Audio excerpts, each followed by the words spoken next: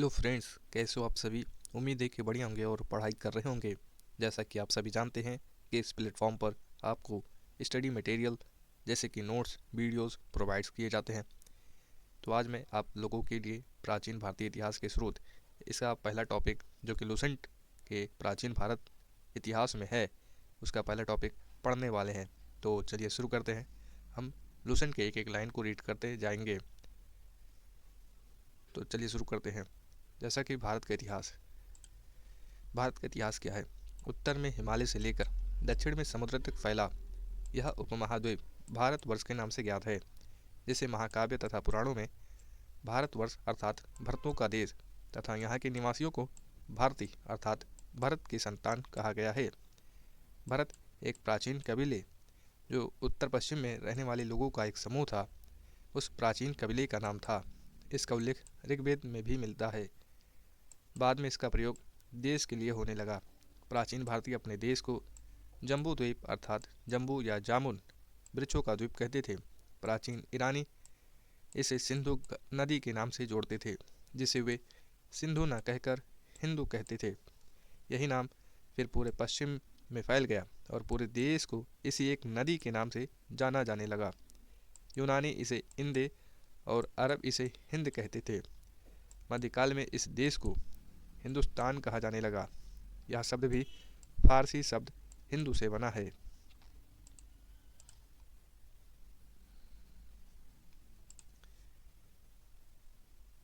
यूनानी भाषा के इंदे के आधार पर अंग्रेज इसे इंडिया कहने लगे।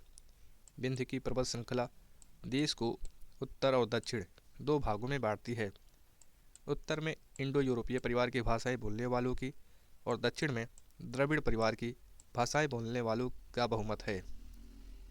नोट: भारत की जनसंख्या का निर्माण जिन प्रमुख नस्लों के लोगों के मिश्रण से हुआ है वे इस प्रकार हैं: प्रोटो ऑस्ट्रेलॉयड, पैलियो मेडिटेरेनियन, कैकेशॉयड, निग्रोयड और मंगोलायड।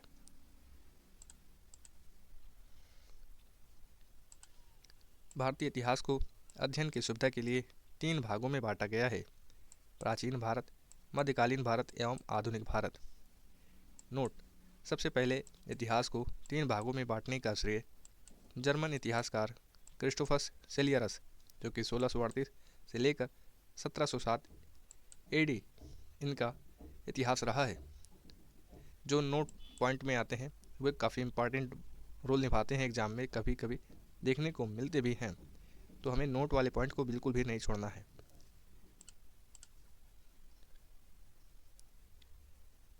प्राचीन भारतीय इतिहास के स्रोत। प्राचीन भारत पढ़ेंगे तो उसमें प्राचीन भारतीय इतिहास के स्रोत के बारे में पढ़ने वाले हैं। प्राचीन भारतीय इतिहास के विषय में जानकारी मुख्यतः चार स्रोतों से प्राप्त होती है। पहला धर्म ग्रंथ, दूसरा ऐतिहासिक ग्रंथ, तीसरा विदेशियों का विवरण, चौथा है पुरातत्व संबंधी साक्ष्य।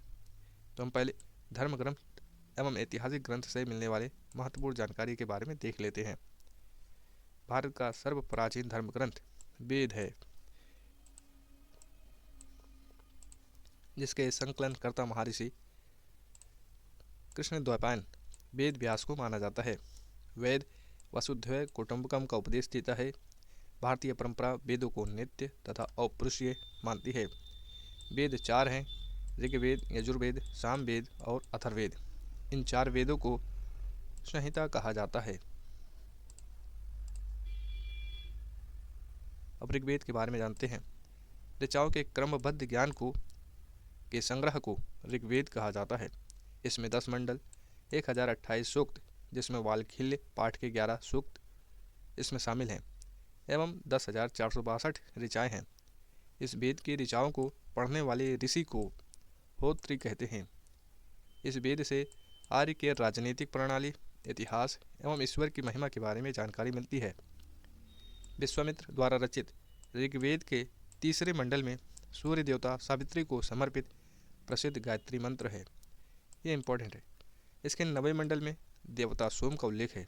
इसके 8वें मंडल की हस्तलिखित ऋचाओं को खिल कहा जाता है।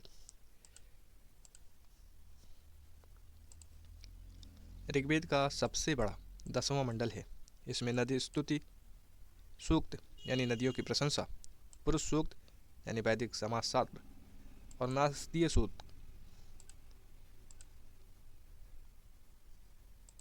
सूक्त यानी ब्रह्मांड के सृजन से संबंधित विभिन्न अनुमान, सूर्य सूक्त यानी विवाह श्लोक आदि सम्मिलित हैं। चातुर्वर्णीय समाज की कल्पना का आदि स्रोत ऋग्वेद के 10वें मंडल में वर्णित पुरुष सूक्त है, जिसके अनुसार 4 वर्ण, जिसमें ब्राह्मण, क्षत्रिय, वैश्य और शूद्र, जिसके अनुसार आदि पुरुष ब्रह्मा के क्रमशः मुख, भुजाओं, जंघाओं और चरणों से उत्पन्न हुए। नोट: धर्मसूत्र 4 प्रमुख जातियों की स्थितियों, व्यवसायों, दायित्वों, कर्तव्यों तथा विशेष अधिकारों में स्पष्ट विभेद करता है। ऋग्वेद के कई परिच्छेदों में प्रयुक्त अधन्य, जिसका वध नहीं किया जाता है, इसका संबंध गाय से है, यानी अधन्य का संबंध गाय से है। ऋग्वेद में ब्रह्म का उल्लेख तो है, किंतु आत्मा का नहीं। ये इम्पोर्टेंट है। जब कुछ और इन्फॉर्मेशन, जैसे कि ईसा पूर्व एवं ईस्वी में क्या अंतर है, तो वर्तमान में प्रचलित ग्रेगोरियन कैलेंडर, जिसे ईसाई कैलेंडर या जूलियन कैलेंडर के भी नाम से जानते हैं। ग्रेगोरियन कैलेंडर ईसाई धर्मगुरु ईसा मसीह के जन्म वर्ष पर आधारित है। ईसा मसीह के जन्म के पहले के समय को ईसा पूर्व यानी before the birth of Jesus Christ कहा जाता है। ईसा पूर्व में वर्षों की गिनती उल्टी दिशा में होती है, जैसे महात्मा बुद्ध का जन्म 563 ईसा पूर्व में एवं मृत्यु 483 ईसा पूर्व में हुआ। यानी ईसा मसीह के जन्म के 563 वर्ष पूर्व महात्मा बुद्ध का जन्म एवं 483 वर्ष पूर्व मृत्यु हुई। क्या आपको यह समझ में आया? अगर समझ में आ गया हो तो कमेंट में यस लिख दीजिएगा। ईसा मसीह की जन्म तिथि से आरंभ हुआ सन ईसवी कहलाता है। इसके लिए संक्षेप में ई लिखा जाता है। ई को लैटिन भाषा के शब्द ए डी में लिखा जाता है। ए डी यानी एनो डोमिनी, जिसका शाब्दिक अर्थ है in the year of the Lord Jesus Christ.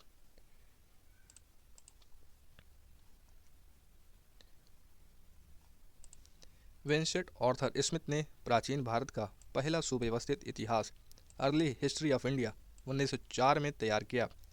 इस पुस्तक के 1/3 भाग में केवल सिकंदर का आक्रमण वर्णित है। इसमें भारत के स्वेच्छाचारी शासन वाला देश कहा गया है, जिसे ब्रिटिश शासन की स्थापना से पहले कभी राजनीतिक एकता का अनुभव नहीं हुआ था। उन्होंने लिखा है, वस्तुतः भारतीय इतिहासकारों का सरोकार शासन के एकमात्र स्वरूप तानाशाही से ही है। इम्पोर्टेंट ये भी है, वामन अवतार के 3 पगों के आख्यान का प्राचीनतम स्रोत ऋग्वेद है। ये वामन अवतार क्या है? वामन अवतार भगवान वामन श्री हरि के पहले ऐसे अवतार थे जो मानव रूप में प्रकट हुए थे। उनके पिता कश्यप ऋषि एवं माता अदिति थी। वे बौने ब्राह्मण के रूप में जन्मे थे। भागवत पुराण के अनुसार वामन अवतार का उद्देश्य भगवान विष्णु द्वारा इंद्र को पुनः स्वर्गलोक पर अधिकार दिलाना था। वामन भगवान को दक्षिण भारत में उपेंद्र के नाम से जाना जाता है। ऋग्वेद में इंद्र के लिए 250 तथा अग्नि के लिए 200 ऋचाओं की रचना की गई है। नोट: प्राचीन इतिहास के साधन के रूप में वैदिक साहित्य में ऋग्वेद के बाद शतपथ ब्राह्मण का स्थान है।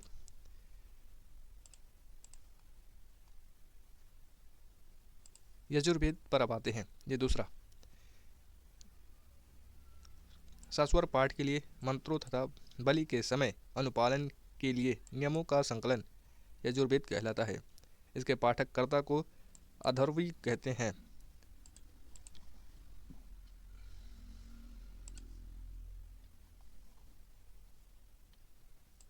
यजुर्वेद में यज्ञों के नियमों एवं विधि विधानों का संकलन मिलता है।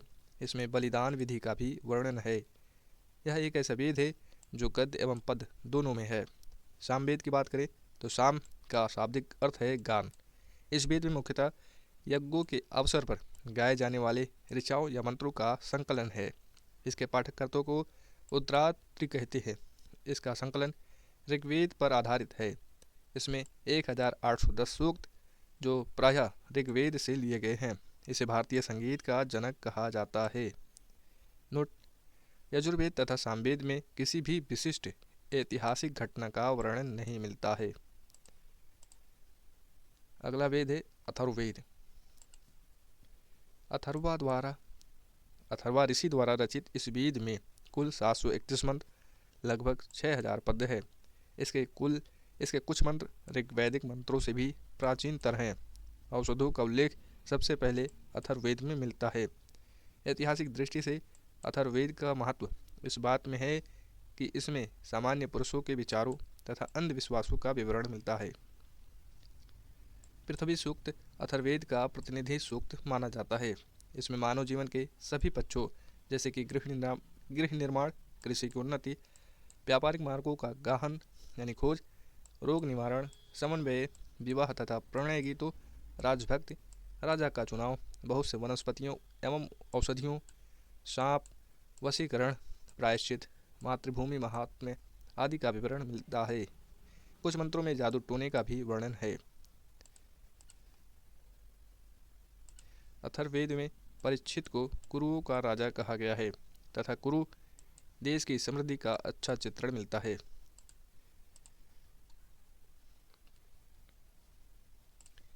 इसमें सभा एवं समिति को प्रजापति की 2 पुत्रियां कहा गया है। वेदों की कई शाखाएं हैं जो वैदिक अध्ययन और व्याख्या से जुड़े विभिन्न दृष्टिकोणों का प्रतिनिधित्व करती हैं। शाकल शाखा ऋग्वेद से जुड़ी एकमात्र जीवित शाखा है। यजुर्वेद को शुक्ल यजुर्वेद और कृष्ण यजुर्वेद 2 शाखाओं में बांटा गया है।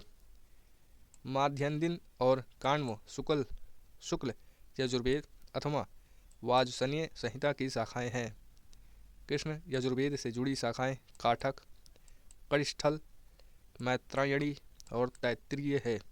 कौथुम, राणायनी एवं जैमिनीय या तलवकार सामवेद की शाखाएं हैं। अथर्ववेद की शाखाएं शौनक और पलाद हैं।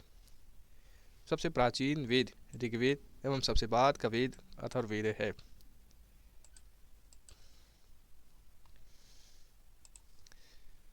अब ब्राह्मण और आरण्यक उपनिषद, इनके बारे में जान लेते हैं। संहिता के पश्चात ब्राह्मणों, आरण्यकों तथा उपनिषदों का स्थान है। इनसे उत्तर वैदिक कालीन समाज एवं संस्कृति के विषय में जानकारी प्राप्त होती है। ब्राह्मण ग्रंथ वैदिक संहिताओं की व्याख्या करने के लिए गद्य में लिखे गए हैं। प्रत्येक संहिता के लिए अलग अलग ब्राह्मण ग्रंथ हैं जिसे सारणी में दिया गया है। जैसे कि ऋग्वेद के लिए ऐतरेय व कौशितकी, यजुर्वेद के लिए तैत्तिरीय व शतपथ, सामवेद के लिए पंचविश और अथर्ववेद के लिए गोपथ ब्राह्मण ग्रंथ लिखे गए।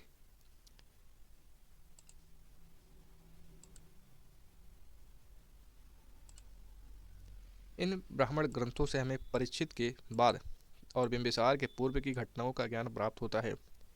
ऐतरेय में राज्याभिषेक के नियम एवं कुछ प्राचीन राजाओं के नाम दिए गए हैं। शतपथ में गंधार, शल्य, कैकेय, कुरु, पंचाल, कौशल, विदेह आदि राजाओं का उल्लेख मिलता है। कहाँ? शतपथ में। वैदिक साहित्य में ऋग्वेद के बाद शतपथ ब्राह्मण का स्थान है। आरण्यक में यज्ञ से जुड़े कर्मकांडों की दार्शनिक और प्रतीकात्मक अभिव्यक्ति है।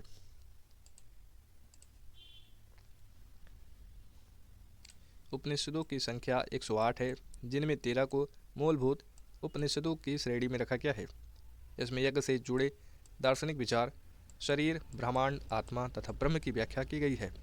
स्त्री की सर्वाधिक गिरी हुई स्थिति मैत्रेयनी संहिता से प्राप्त होती है, जिसमें जुआ और शराब की भांति स्त्री को पुरुष का तीसरा मुख्य दोष बताया गया है। शतपथ ब्राह्मण में स्त्री को पुरुष की अर्धांगिनी कहा गया है। जाबालोपनिषद में 4 आश्रमों का उल्लेख मिलता है। स्मृति ग्रंथों में सबसे प्राचीन एवं प्रामाणिक मनुस्मृति मानी जाती है। यह शुंग काल का मानक ग्रंथ है। नारद स्मृति गुप्त काल के विषय में जानकारी प्रदान करता है। अगला टॉपिक है वेदांग एवं सूत्र। वेदों की भली भांति समझने के लिए 6 वेदांगों की रचना हुई। ये हैं शिक्षा यानी शुद्ध उच्चारण शास्त्र, कल्प यानी कर्मकांडीय विधि, निरुक्त यानी शब्दों की व्युत्पत्ति का शास्त्र, व्याकरण, छंद व ज्योतिष, ये 6 हैं। वैदिक साहित्य को अक्षुण्ण बनाए रखने के लिए सूत्र साहित्य का प्रणयन किया गया है। स्रोत, गृह तथा धर्मसूत्रों के अध्ययन से हमें यज्ञीय विधि विधानों, कर्मकांडों तथा राजनीति विधि एवं व्यवहार से संबंधित महत्वपूर्ण बातें ज्ञात करते हैं। प्रमुख सूत्रकारों में गौतम बौधायन, आपस्तंभ, वशिष्ठ आदि के नाम विशेष रूप से उल्लेखनीय है। सूत्रों में गौतम धर्मसूत्र सबसे प्राचीन माना गया है। पुराण भारतीय ऐतिहासिक कथाओं का सबसे अच्छा क्रमबद्ध विवरण पुराणों में मिलता है। इसके रचयिता लोमहर्ष अथवा उनके पुत्र उग्रश्रवा माने जाते हैं। इनकी संख्या 18 है, जिनमें से केवल 5 यानी मत्स्य, वायु, विष्णु, ब्राह्मण एवं भागवत में ही राजाओं की वंशावली पाई जाती है। ये पुराण है और इनसे संबंधित वंश है। विष्णु पुराण किस वंश से संबंधित है? मौर्य वंश। मत्स्य पुराण आंध्र सातवाहन से। वायु पुराण गुप्त वंश से संबंधित है। नोट: पुराणों में मत्स्य पुराण सबसे प्राचीन एवं प्रमाणिक है। अधिकतर पुराण सरल संस्कृत श्लोक में लिखे गए हैं। स्त्रियां तथा शूद्र जिन्हें वेद पढ़ने की अनुमति नहीं थी, वे भी पुराण सुन सकते थे। पुराणों का पाठ पुजारी मंदिरों में किया करते थे। सामाजिक एवं सांस्कृतिक दृष्टि से अग्नि पुराण का काफ़ी महत्व है, जिसमें राजतंत्र के साथ साथ कृषि संबंधी विवरण भी दिया गया है।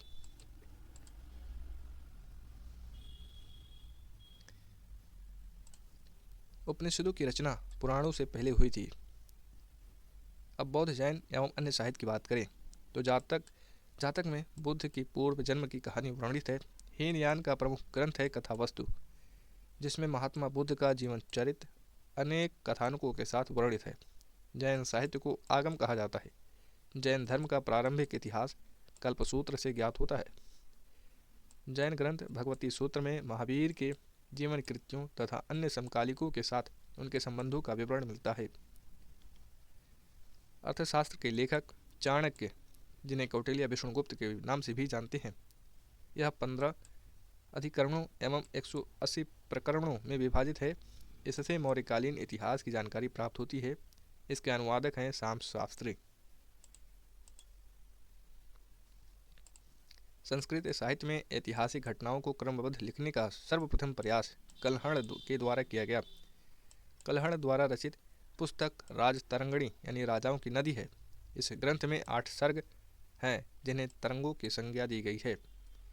इसमें प्रारंभ से लेकर 12वीं सदी तक के कश्मीर के शासकों का वर्णन है। अरबों की सिंध विजय का वृत्तांत चचनामा, इसके लेखक है अली अहमद, इसमें सुरक्षित है।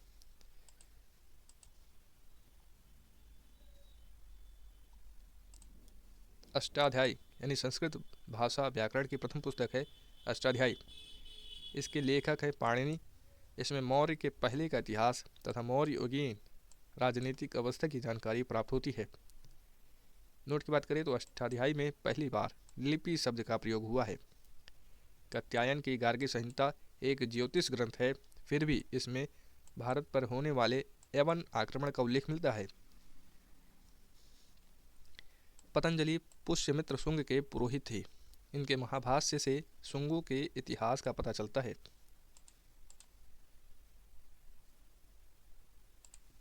विदेशी यात्रियों से मिलने वाले प्रमुख जानकारी इसमें पहले हैं यूनानी रोमन के लेखक। अब यूनानी रोमन के लेखक में पहला है टेशियस। यह ईरान का राजवैद्य था। भारत के संबंध में इसका विवरण आश्चर्यजनक कहानियों से परिपूर्ण होने के कारण अविश्वसनीय है। दूसरे पर है हेरोडोट्स। इसे इतिहास का पिता कहा जाता है। इसने अपनी पुस्तक हिस्टोरिका में 5वीं शताब्दी ईसा पूर्व के भारत, फारस, ईरान के संबंध में वर्णन किया है, परंतु इसका विवरण भी अनुश्रुतियों एवं अफवाहों पर आधारित है। सिकंदर के साथ आने वाले लेखकों में निराकस, आनेसिक्रिटस तथा अरिस्टोबुलस के विवरण अधिक प्रमाणिक एवं विश्वसनीय है। मेगास्थनीज, यह सेल्यूकस निकेटर का राजदूत था, जो चंद्रगुप्त मौर्य के राज दरबार में आया था। इसने अपनी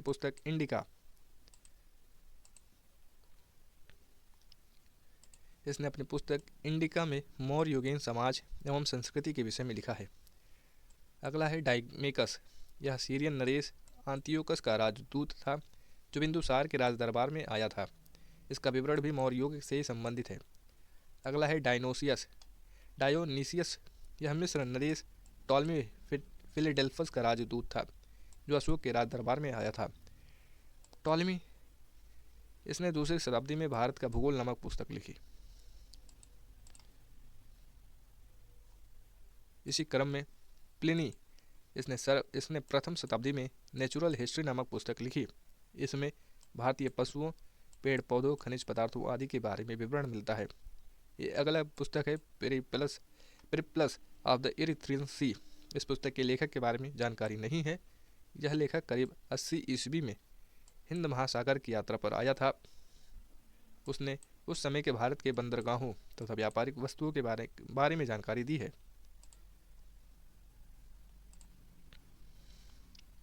चीनी लेखक। अब चीनी लेखक का भी विवरण दिया गया है। उनके पुस्तक के अनुसार क्या है, अब ये देख लेते हैं। फाहियान, यह चीनी यात्री गुप्त नरेश चंद्रगुप्त द्वितीय के दरबार में आया था। इसने अपने विवरण में मध्य प्रदेश के समाज एवं संस्कृति के बारे में वर्णन किया है।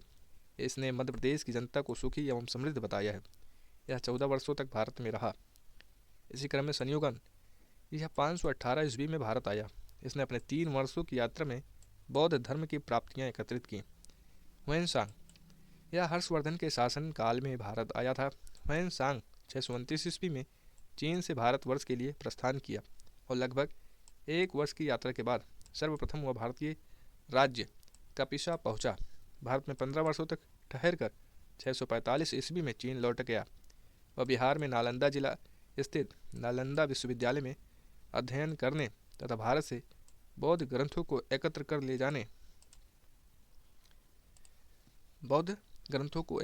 जाने के लिए आया था।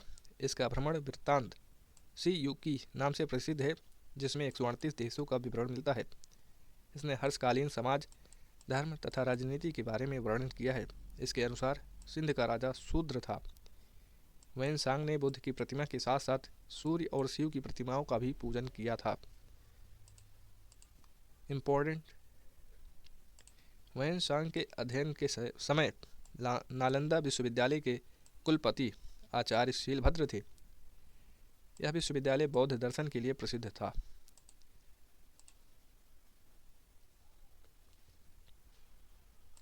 इसी क्रम में सिंह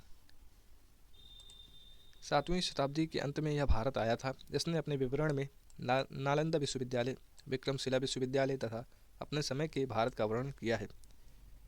अब अरबी लेखक के साहित्य के बारे में जान लेते हैं। इन्होंने क्या किया, क्या लिखा। अल बरूनी, यह महमूद गजनवी के साथ भारत आया था। अल बरूनी ख्वारिज्म या खीब आधुनिक तुर्कमेनिस्तान का रहने वाला था। अरबी में लिखी गई उसकी कृति किताबुल हिंद या तहकीक हिंद यानी भारत की खोज आज भी इतिहासकारों के लिए एक महत्वपूर्ण स्रोत है।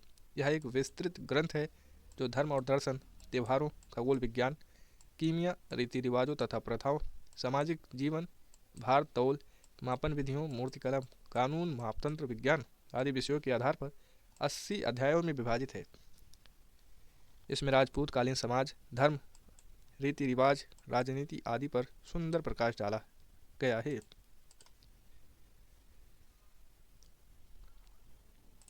इब्न बतूता, इसके द्वारा अरबी भाषा में लिखा गया उसका यात्रा वृत्तांत रेहला कहा जाता है।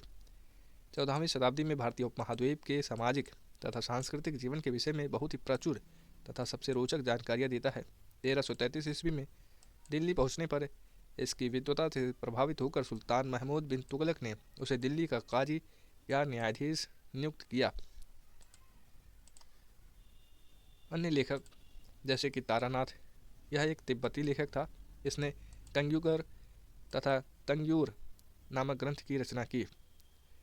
इनसे भारतीय इतिहास के बारे में जानकारी मिलती है। इसी क्रम में मार्को पोलो, यह 13वीं शताब्दी के अंत में पांड्य देश की यात्रा पर आया था। इसका विवरण पांड्य इतिहास के अध्ययन के लिए उपयोगी है। अब पुरातत्व संबंधी साक्ष्य से मिलने वाली जानकारी के बारे में जान लेते हैं। भारतीय पुरातत्व शास्त्र का पितामह यानी father of Indian archaeology sir Alexander Cunningham को जो कहा जाता है। Alexander Rea A.H. Longhurst, Robert Sewell, James Burgess, Walter Elliot, ये सभी भारत के पुरातात्विक स्थलों के उत्खनन से संबंधित हैं। इन लोगों ने भट्टी प्रोलू, घंटासला, अमरावती आदि स्थलों की खुदाई की। 1400 ईस्वी पूर्व के अभिलेख बोगाजकोई, एशिया माइनर भी कहते हैं, से वैदिक देवता मित्र, वरुण, इंद्र और नासत्य यानी अश्विनी कुमार के नाम मिलते हैं। मध्य भारत में भागवत धर्म, जिसमें वैष्णव संप्रदाय विकसित होने का प्रमाण एमन राजदूत होलियोडोरस के वेशनगर विदिशा गरुण स्तंभ लेख से प्राप्त होता है।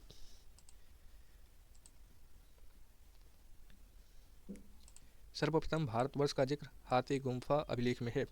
सर्वप्रथम दुर्भिक्ष का जानकारी देने वाला अभिलेख स्वहगौरा अभिलेख है। इस अभिलेख में संकट काल में उपयोग हेतु खाद्यान्न सुरक्षित रखने का भी उल्लेख है। सर्वप्रथम भारत पर होने वाले हूण आक्रमण की जानकारी भेतरी स्तंभ लेख से प्राप्त होती है। सती प्रथा का पहला लिखित साक्ष्य एरण अभिलेख, जिसके शासक भानुगुप्त हैं, से प्राप्त होती है। सातवाहन राजाओं का पूरा इतिहास उनके अभिलेखों के आधार पर लिखा गया है। रेशम बुनकर की श्रेणियों की जानकारी मंदसौर अभिलेख से प्राप्त होती है। कश्मीरी नौपाषाणिक पुरास्थल बुर्ज होम से गर्तावास यानी गड्ढा घर का साक्ष्य मिला है। इनमें उतरने के लिए सीढ़ियाँ होती थी।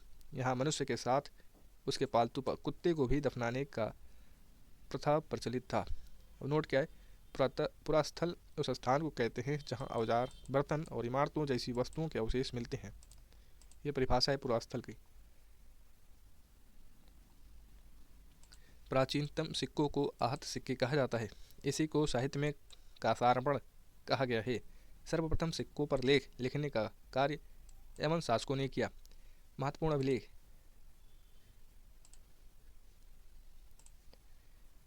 एक तरफ है, शासक एक तरफ। जैसे कि हाथी गुम्फा अभिलेख तिथि रहित है। इसके शासक हैं कलिंगराज खारवेल। जूनागढ़ अभिलेख, इसे गिरनार अभिलेख भी कहते हैं, इसके शासक रुद्रदामन। नासिक अभिलेख गौतमी बलश्री। प्रयाग स्तंभ लेख समुद्रगुप्त। एहोल अभिलेख पुलकेशिन द्वितीय। मंदसौर अभिलेख मालवा नरेश यशोवर्मन। ग्वालियर अभिलेख प्रतिहार नरेश भोज। और भितरी एवं जूनागढ़ अभिलेख स्कंदगुप्त। और देवपाड़ा अभिलेख बंगाल शासक विजय सेन। यहाँ जूनागढ़ गिरनार है, यहाँ केवल जूनागढ़ अभिलेख है, तो अंतर रहना चाहिए। इसके शासक स्कंदगुप्त हैं और इसके शासक रुद्रदामन हैं। ये बिल्कुल भी भूलना नहीं चाहिए। अभिलेखों का अध्ययन एपिग्राफी कहलाता है। समुद्रगुप्त की बीड़ा बजाती हुई मुद्रा वाले सिक्के से उसके संगीत प्रेमी होने का प्रमाण मिलता है। अरिकमेडु यानी पुदुचेरी के निकट से रोमन सिक्के प्राप्त हुए हैं। सबसे पहले भारत के संबंध बर्मा यानी स्वर्ण भूमि, वर्तमान में म्यांमार, मलाया यानी स्वर्णद्वीप, कंबोडिया यानी कम्बोज और जावा से स्थापित हुए। यहाँ से हमारा दूसरा टॉपिक शुरू होगा, प्रागैतिहासिक काल। अब हम दूसरे टॉपिक को दूसरे वीडियो में कवर करने की कोशिश करेंगे, क्योंकि ये वीडियो हो सकता है लंबी हो गई हो। अगर लंबी हो गई हो तो सॉरी। अगर आपको फ़ायदा मिला तो वीडियो को लाइक कर दीजिएगा और चैनल को भी सब्सक्राइब कर लीजिएगा। मिलते हैं अगले नेक्स्ट वीडियो में। तब तक के लिए जय हिंद, जय भारत।